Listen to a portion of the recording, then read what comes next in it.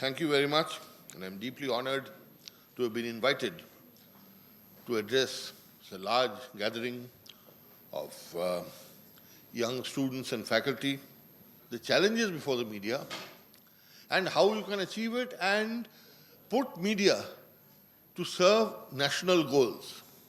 I think that is what really should concern us all about.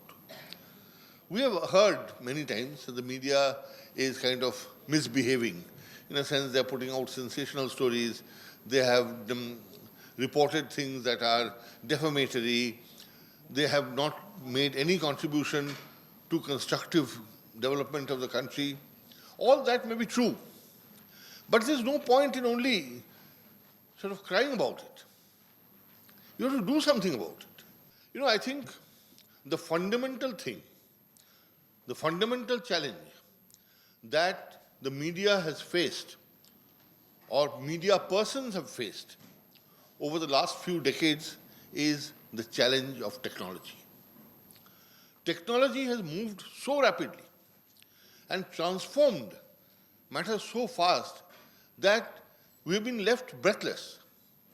You are that way. Your generation is very lucky, the younger generation, because you have come into a world, you've come into a country, you've come into a society that has already undergone that change, and you don't need to make adjustments. Just imagine when Surya or I or Ajay, when we came into the profession, we all used typewriters, we all used telex and teleprinters. A telephone call, if you wanted to make a trunk call, you often had to wait 6 to 7 hours. There were no computers, there was no modem, there was no instant communication. And I still remember when I joined the Statesman in 1984, the paper used to be composed on what is called hot metal. There were huge, gigantic typewriters in which metal used to be melted and used to flow onto these keyboards, where these heavy keyboards used to be banged hard so that impressions were taken on small iron or lead strips. From that, and then an impression of those pages were taken and ultimately it was printed, prolonged process, and then it was proofread. There were proofreaders reading it out and corrections used to be made. But even in that system, interestingly, there were hardly any mistakes. And today, with spell check and double spell check and a triple check, there are so many mistakes in newspapers and magazines that is really, really surprising that how technology cannot always help to correct things. But the largest point I'm trying to make is that the transition from a kind of, if not medieval, but early modern age of the media to the latest. Because Indian media technologically is no way inferior, almost no way inferior to the best that you have in the world. And this transition has been sandwiched in a very short time. So we were not really, in a sense, many senses, ready for it. And therefore, the maturity of both our news persons as well as audience left something to be said. It still leaves something to be said. As you know, in Kashmir, recently, the internet had to be blocked to stop rumors being spread and people being called to assemble. We have all seen in Delhi itself how the media has been used, sometimes for a good cause, like calling people to assemble in the wake of the Nirbhaya outrage, but also for agitational purposes, for political purposes, just the use of the mobile to attract people, galvanize people to come and gather somewhere and maybe disrupt life in the city. So in Kashmir, we have seen how people were called using the mobile, called upon to come, called upon to shut down shops, called upon to enforce band.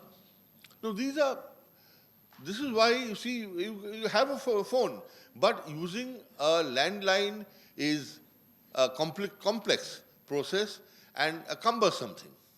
But a mobile has, in every hand, has given people an enormous sense of power. Every citizen has become a journalist.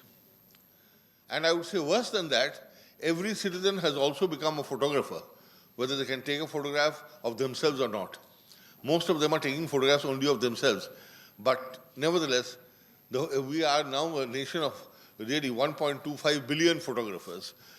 Everybody, wherever you see, is busy taking photographs. Now, nothing wrong with it in principle.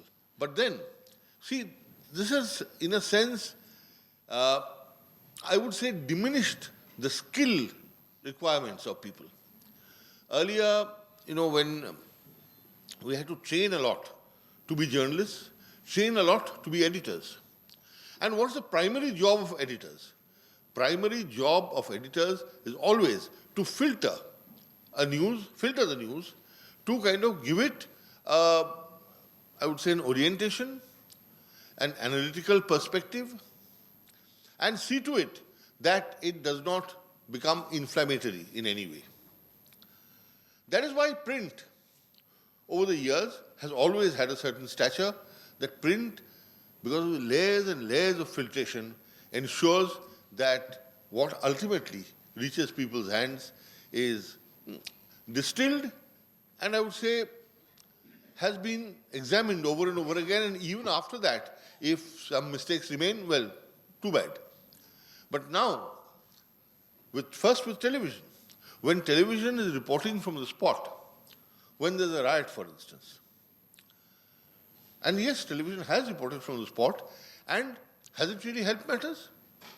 I believe it has, far from helping, it has harmed the situation, because reports of this and pictures, vivid pictures of rioting have got communicated. Many people may disagree and say this is the reality and must be shown. I think as a nation matures, you have to be careful about what you're doing in this area and how much news should go out unfiltered. And now, with Twitter and Facebook and other media, the new media, there's not even time to compose a sentence. Straight away, anything happens, picture uploaded, a few lines written, and news spreads. Has its plus points, has its minus points. And that's why what Surya was saying, that we have to use these instruments, use technology with maturity. The discovery of the atom was a remarkable discovery. It was something that transformed the world. But then, see the use to which it was put. It was not meant to be used only to manufacture a highly destructive, a weapon of mass destruction. It was not intended to be, but it got used that way. So we have all got to be very, very careful in the coming years, because the temptation to be first with the news, to be sensational with the news, is going to be very, very strong. This whole TRP battle, what is it all about? You have to beat your opponent, even if it means saying the untruth. Now, this attitude and this kind of concern, commercial concern, is what is going to be a major issue in the years to come. So when you talk about challenges before the media and in relation to society, I think this is an issue that will confront us in the years to come. Surya talked about, not liking regulation and self-regulation being the best form of regulation. Agree 100%. But occasions arise, such as what happened in Kashmir just now, where I'm afraid some regulation becomes inevitable. Because if it becomes a choice between some regulation and allowing more confrontation than leading to another 50, 60, 100 deaths, everybody would obviously, society would choose some regulation. And this, every country, every advanced country, every developed country has gone through a phase. Of this, there have been unrest, race riots in the US, race riots in Britain, in other countries, in France, even very recently. And although there was no blanket regulation, the media itself reacted in a mature and sober manner, and it, without being told to censor, they entered into a lot of self-censorship. But in India, the problem is that in the race to be number one, in the quest to catch more eyeballs, our TV channels, and even sometimes in a different way, newspapers, tend to sensationalize and not listen to the government or to society at large to tone down and control the kind of information that they give out. Now, therefore, I must also, however, add that these are only occasional situations. In the normal situation, there cannot be any regulation by the government, and regulation in any form is actually abhorrent for a free media.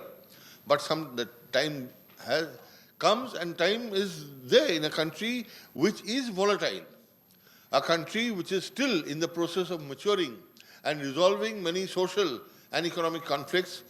You find the Dalit conflicts that are going on right now. All these situations, there has to be some degree of temperance, that things should not go out of hand, that the manner in which reports are carried should not incite others.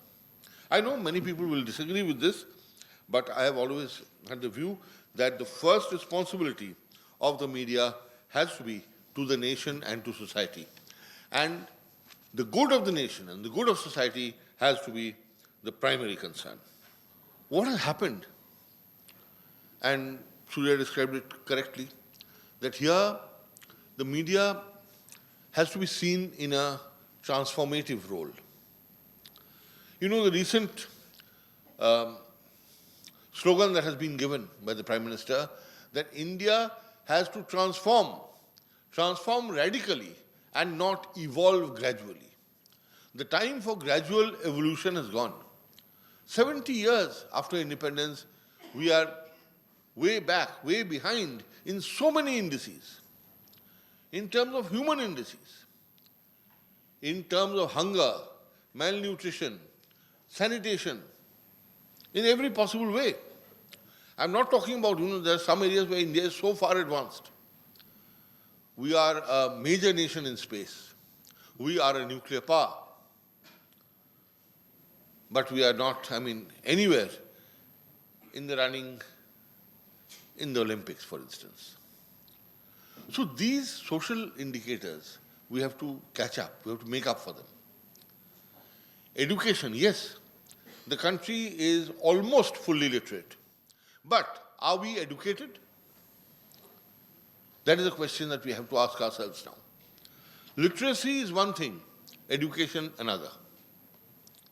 Now here also, the media has a role to play in inculcating the spirit of the questioning spirit, the spirit to question, the spirit to ask questions, to get answers, derive answers, so that people of this country, young boys and girls, are fully educated.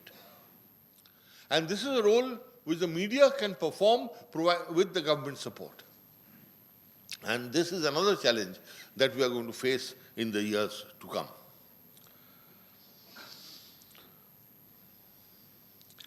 We have a lot of information today. There's an information explosion. There are, I don't know how many channels, some 600 channels. Some people tell me there are over 600 TV channels in India, more than 100 of them news channels.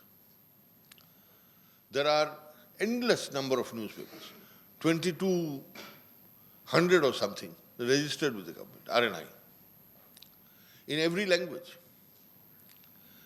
So they're all giving information and roughly the same information. Now, information is not knowledge. Information is a building block to knowledge. Without information, there can be no knowledge. But information alone does not lead to knowledge. Who acts as a catalyst in between information on the one hand and knowledge at the higher level?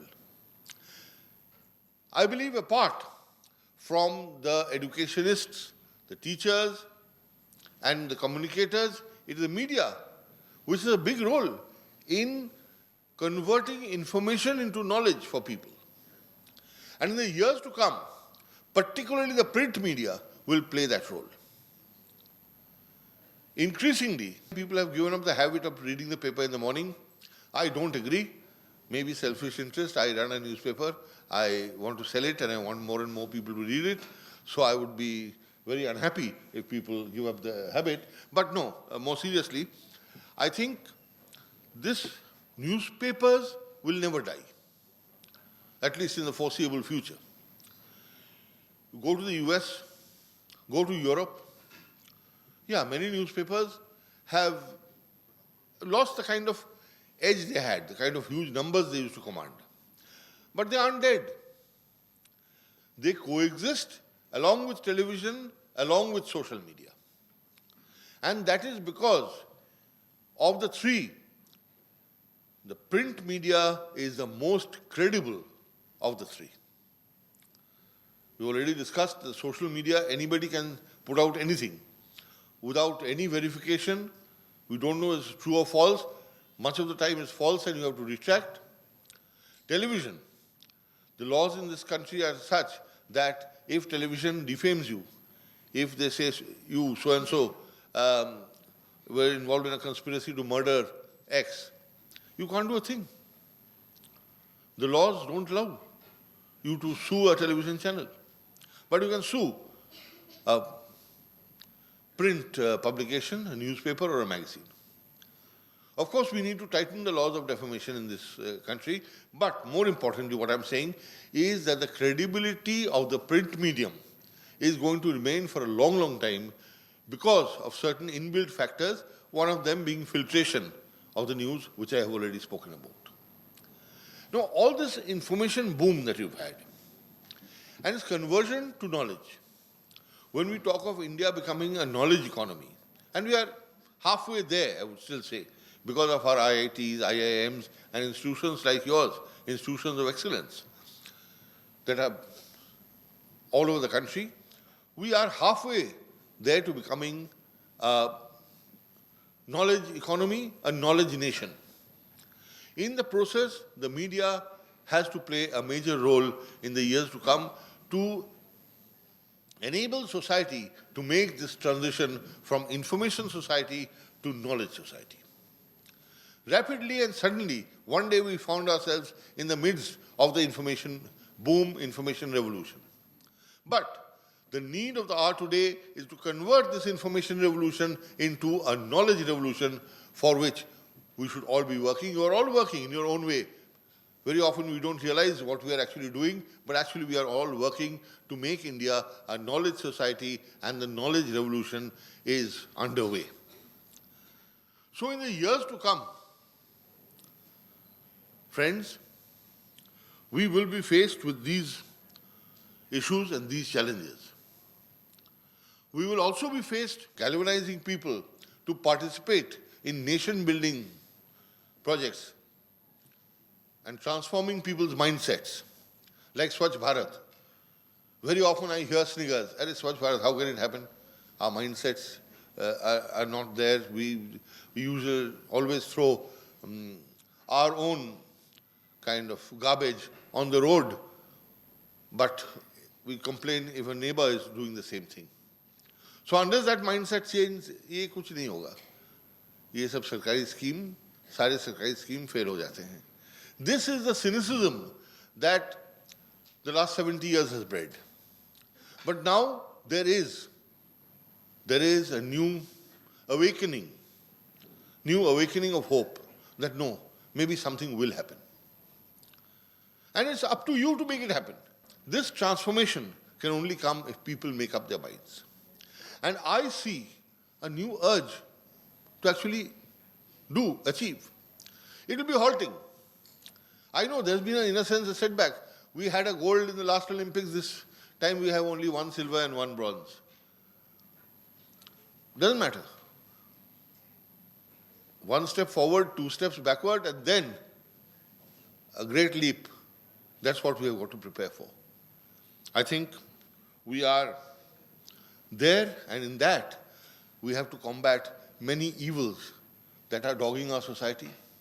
Issues relating to women's safety and security. We all know what has been going on, what is happening, and I think that there is an awakening, but the awakening has to convert itself to direct action at times to ensure that women can walk the streets of our cities with safety, security, and dignity.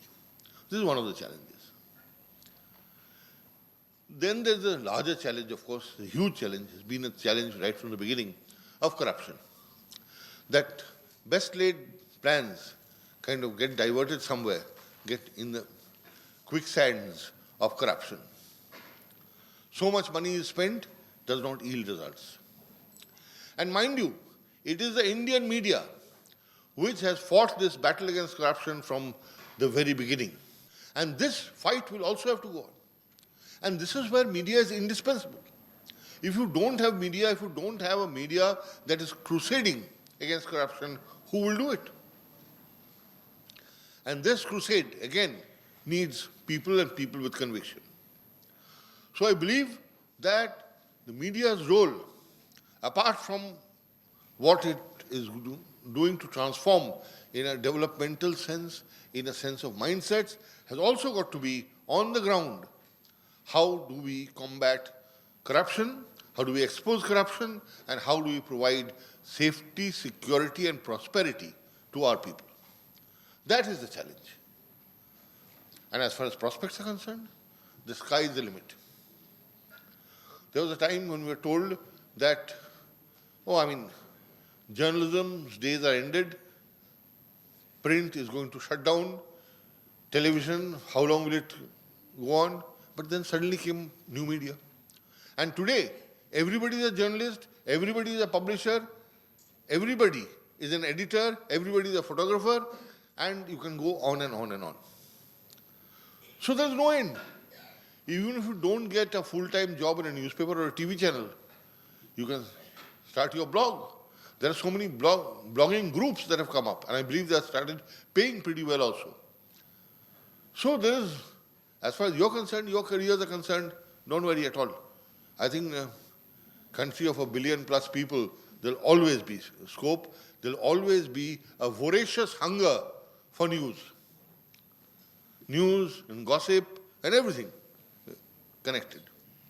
So, I think just get ready, put on your thinking caps. Yeah, I can't say pick up a pen because pen is hardly used these days. You have to only use a finger and a cursor. But get ready for doing that. Get ready for multitasking. Get ready. The era of convergence is upon us. Then all 3 media you have to handle simultaneously. More and more news organizations will come up which will be into all 3 media. Print, television, new media. And then you'll have to all get ready to carry out the task. But don't forget the one thing, that your role is not only to break news and to talk about things that are wrong in society. It is not enough to point out what is wrong in society.